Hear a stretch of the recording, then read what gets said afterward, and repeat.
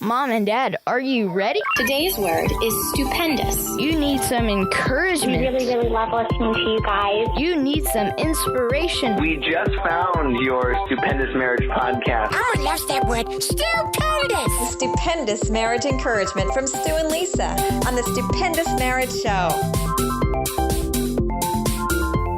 Hey there, welcome to the Stupendous Marriage Show. My name is Stu Gray. Hey, I'm Lisa Gray. What's going on, honey? Oh, nothing. We're back to recording at night in the dark. I mean, we're not in the dark, but it is different feeling. You know, last time we recorded, and it was during the day, and the studio has a window that's covered, but you can still see the light a little bit. And today I feel like we're back in the cave of recording of night. That's great. How does that make you feel? It makes me sleepy, honestly, but I'll be okay. It's all right. So, you know, this weekend at church, we had a guest speaker.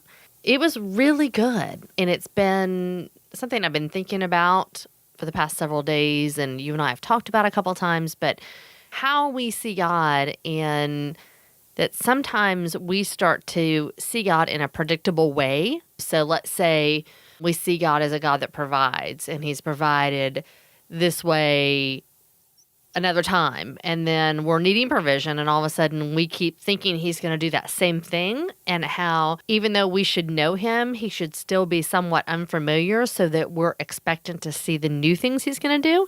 And man, that just really has me thinking about the show and the way we did things when we recorded before, and then we took that break, and it's like I'm really excited to see what God's going to do with it this time, and I don't want to put it in a box that it's got to be a certain way and how it's going to be, you know? So I don't know, I've been in deep thoughts actually since church. So what Obviously, about you? The story that he used was Joshua, and how Joshua was witness to so many things that God had done, getting the Israelites out of Egypt and then through the wilderness and in the presence of God. You know, when Moses was meeting with God, Joshua would be outside, and then he went into the promised land.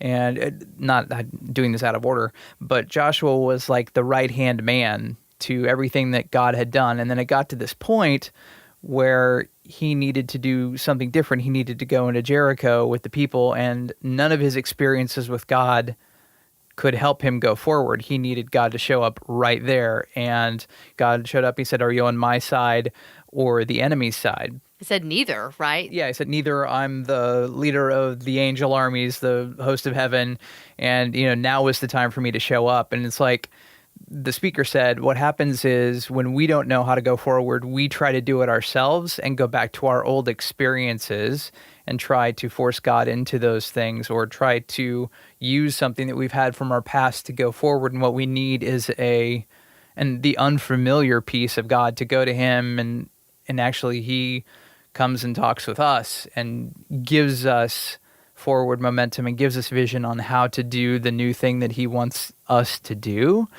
It's really easy to carry that burden myself and just go, okay, this is not working. The money is not in the bank. It's the end of the month. And how do I make this happen? Right. And how can we make more money from this? Or how can we figure out the kid thing? Or how can we figure out X, Y, Z, whatever the situation is? Instead of going to God, we try to do it ourselves. God, what does this look like? And how do we move forward in this particular situation? I don't naturally do that. Yeah. And I try to shoulder it myself. You would think with my experience of going through recovery and seasons of that and over the process, and that's been a consistent part of my life and growth and things like that. They call it the 1, 2, 3 waltz, because the first 3 steps are, to sum up, I can't, God can, I think I'll let Him. And That's so great. Yeah, and that's kind of a little recovery aphorism type thing. They sum up the first 3 steps like that. But you find out that your experience with God doesn't necessarily match life sometimes, and God shows up in different ways, and you realize you can't handle it yourself, and God has to come and show you a way through it. It's that whole cast your cares on the Lord because he cares for you, instead of I'm going to put them on myself and I'm going to try to wade my way through this crazy situation. Well, and I think that's human nature for us to do that. I think it's really easy to have tunnel vision and live in this worldly view instead of like, oh, wait a minute, there's something way bigger than me happening here. The funny thing was the pastor actually used this great example about his wife and how he's been married for 20-something years. And he still feels like he's getting to know her. That every time he thinks he has her figured out, she changes. And for me, I thought, wow, it's a great thought to put into thinking about God that way, but also our spouse. Like our son was sitting in the church service with us and he heard this teaching and we were talking about it after at dinner. And I was reminding him like, I'm still getting to know your dad. Like he is a different person now than he was last year and the year before. And he's still getting to know me. And I think that's a really good reminder for every marriage and every relationship to know we don't have to have each other figured out. And we actually shouldn't. We should be waiting to see like, hey, where are you going? Like, where are you moving and changing and growing and all those things that we really want our spouses to do instead of just like, I know what he's going to say. And I hear that all the time in marriages that people like, yeah, I don't even ask anymore because I know what the answer is going to be. No, you don't. Our tendency is to want familiar and to be familiar. Our brains are actually wired like that. We have habits that we develop in our lives, and we don't think about these habits. You probably get up and get out of bed the same way, get in the shower, do things in the bathroom the exact same way every day. Yes. And we're wired to do that because if we weren't wired to do that, our brains would have to make 50,111 decisions by the time we had coffee. So we tend to do that with our spouses too, and that's a problem place because they are continually changing. They are continually growing. You are different. You have some things that are the same, but you probably have different reasons that they're the same. You know what I mean? Even on the surface, they might look the same, but they're probably not down deep. So the tendency to think we know this other person that we share life with can be a big problem. I do so many things on an unconscious level. Like I'll sit there and go, did I take my vitamins today? Well, I would have thought I would remember that I took my vitamins, but did I or did I not? Because I don't think about it when I do it. Well, unfortunately, marriage can become that. You can just get so busy, you can get so distracted that oftentimes it becomes a thing that goes last in your priorities and goes on autopilot. And I know I've very much been at fault there where I have done that I just look up and all of a sudden a week has gone by and I'm like... And I'm nowhere to be found. And you know where... Yeah, I'm like in Zimbabwe or something.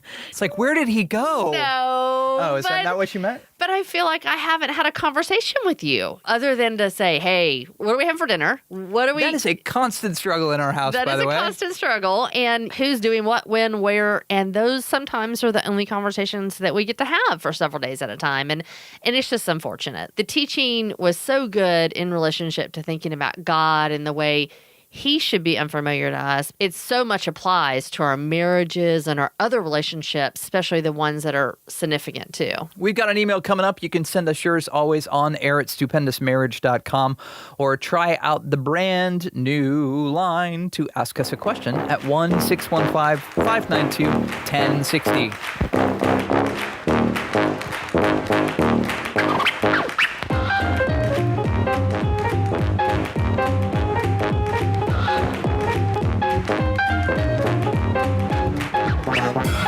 Let's get to the email for today.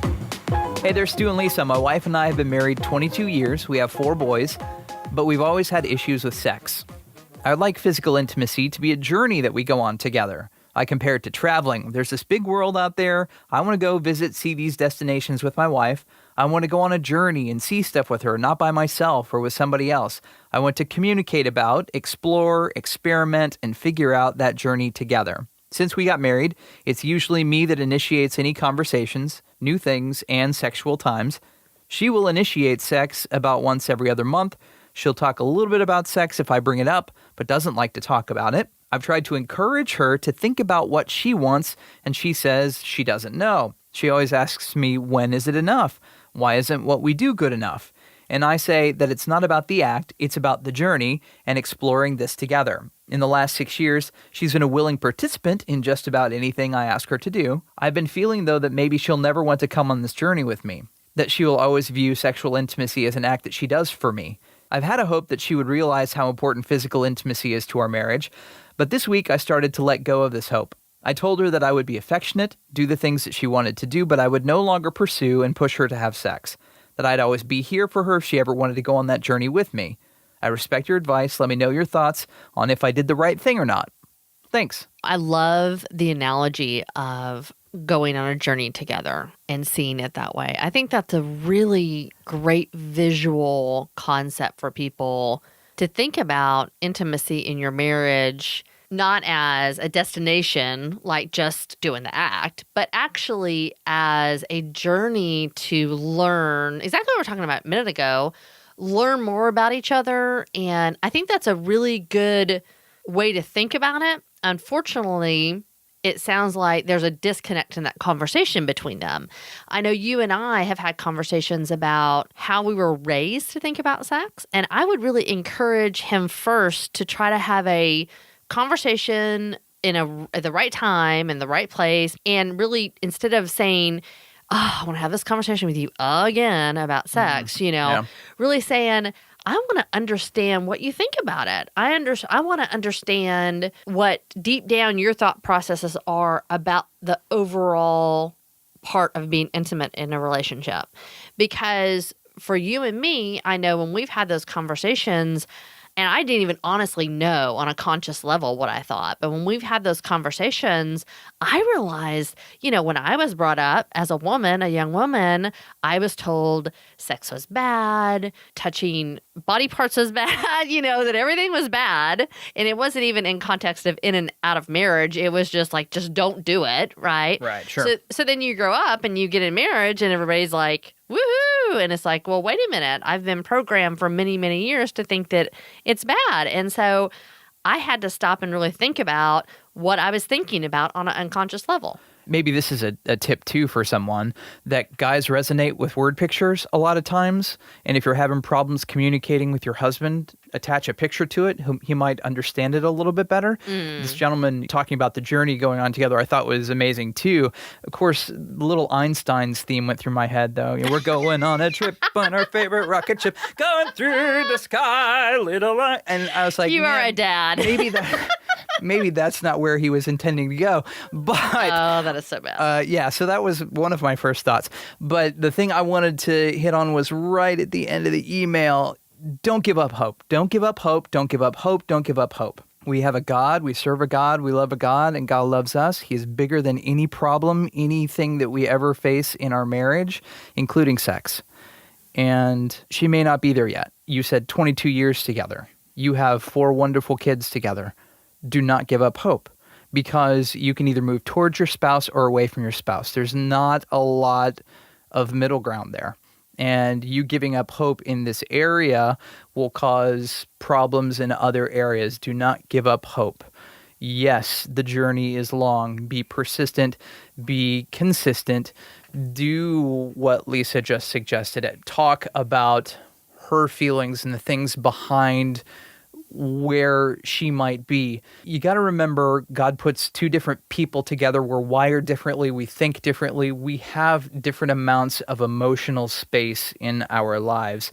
It may have been Harville Hendricks who talked about the love tank. Right. Okay? I thought about that too. And so here's the deal. You've got a different size than she has. We're talking about the tank, right?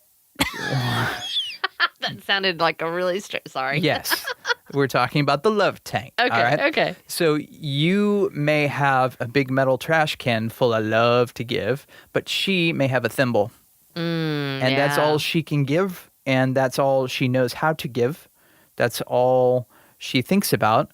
but obviously you have more words that you want to put to your sexual life too, and meaning and depth, and you've probably tried to share that with her and been shot down, unfortunately, or looked at with eyes like, I don't understand what you're talking about.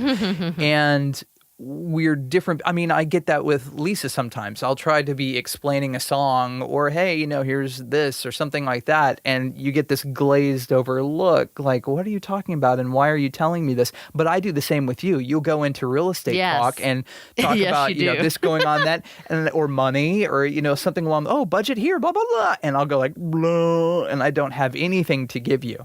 We have different tanks for different things. And obviously this is a big difference for you guys. Obviously, you've managed for 22 years and tried to encourage her to come along. I don't know what her side of things are. We only hear one side in every email, of course. There was a line in here that actually I have felt before and you and I have talked about before, which is, when is it ever going to be enough? Can't you appreciate what you have? And you and I have had that conversation where there's been times that I've been like, hey, can't you just be happy with what we're doing? Why do you have to, or why do you want to go here? And honestly, I think that is something that is really something for him to think about. What is he focusing on? Because what you focus on grows. So if he's focusing on resenting her for not being able to fill his picture to do exactly what he has imagined, maybe he needs to change his expectations and appreciate the things she is doing. Because I can tell you, a lot of men would be very glad to have a wife who, and I'll repeat what he said, which is does almost everything I've asked her to do, Right. who orgasms every time, who is willing to be intimate with me on a consistent basis. Like, there's a lot of men listening. Yeah, true. They'd be like, man, I want to have that problem. Exactly, yeah. So I think really changing the mindset of going, you know what, Lord, I am grateful for my wife, and just really focusing on that and trying to figure out what her love language is, how you can really love her well, not for the intimacy, but how you can really love her well. Because I know when you and I had that conversation, I really realized that being intimate is a way that you receive love. And when we were able to have that conversation, it made me actually want to be intimate more, because I do love you and I do want you to feel loved. It wasn't about it not being good enough. It wasn't about it not filling this expectation and this picture that you had in your head. It was out of the desire of my heart that I wanted you to feel loved. But that had to be a process that I went through, where there was a time that I literally said, man, why is what I'm doing not enough for you? And I had to really stop and go, what's happening here on a deeper level? And I think you also changed during that journey as well, to where you did lower your expectations, and then it made me want to raise mine. I saw an Instagram post literally just went by in the past 48 hours. It said, sex is to husbands what communication is to wives. Yeah. And a lot of women don't know that. We just don't. Again, it's how we were trained as young women. At least it was for me. I was trained that all those guys want, don't give it to them because all they want is sex. Well, that's not the case. That's not all you want. But at the same time, it is a way that you receive love from your wife. It's also a way to give love to our wives. And it's not just for guys. Sex is not just for men. There is enjoyment and pleasure for women as well. Absolutely. I mean, he said she enjoys it. Right. Right. So it's a great thing that they have this great thing that so many people in their marriage wish they had, which is they can have intimate time together, and it sounds like they both get a lot of pleasure of it. Don't give up hope. Keep praying for your wife. Pray together with your wife. Express your heart, your desire for her beyond sexual intimacy. There are various types of intimacy that you can express and show yourself to her. And maybe you take your foot and expectations off the sexual intimacy pedal for a while and pour into hanging out together and being friends. Absolutely. Pour into the intimacy of just having good conversations. Pour into the intimacy of being a student of your spouse and finding out more about her and what being a mom has meant to her with the 4 4 sons and what has changed in her life about that. I love the idea of taking the focus off of the sexual intimacy and really focusing on other things. I think that all women want to be cherished and feel loved and treasured and secure and taken care of. And I don't mean just money. I mean a back rub, take care of something with the kids that you normally wouldn't. Things that are going to fill her tank to where then in return, don't do it because you want her to want to have sex with you more, but let that kind of take its course. And also just rewriting what it looks like. You said yourself, you are on a journey together, but maybe your journey is different from her. She's on a journey too, so you need to figure out how to line up your journeys to where you can be having the same goals, going the same direction, and that might take you adapting your vision and her adapting hers. Yeah, continue to pursue her in a way that she likes to receive love. And then you also said pushing her to have sex. Don't push her to do anything, but intrigue her and pull things out of her to draw both of you together.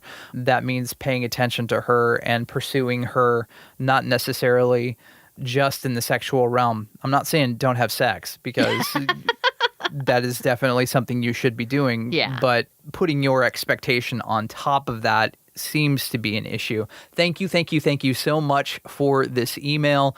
You can send your email on air at stupendousmarriage.com. And in case you are not on our Instagram, you can find us on Instagram at @stupendousmarriage. And we would love to have you follow us there. We've been doing a lot more on the Instagram. And we wanted to celebrate a little bit. Woohoo! We recently made 500,000 downloads. Thank you so much. We so appreciate you listening to the show, staying with us during our big pause, and then coming back when we started the show again. And it really takes all of us to do this show. And we love hearing from you. We certainly appreciate you. And we pray for you before our show every time that we do this show, that God would inspire and challenge and encourage married couples wherever you listen on this planet of ours. And we're so humbled by that and super excited to see what God does with the next 500,000 downloads. And the stories that we hear about marriages is just incredible. So thank you.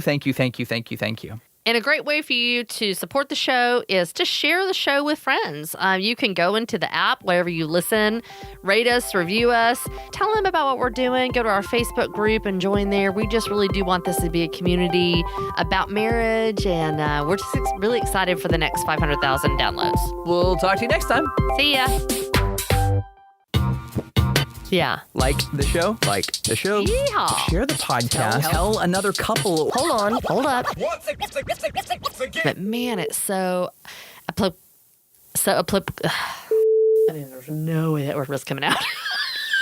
My brain and my mouth were... I think it may have been Howard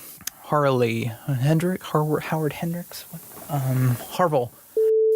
Of orgasm or climaxing.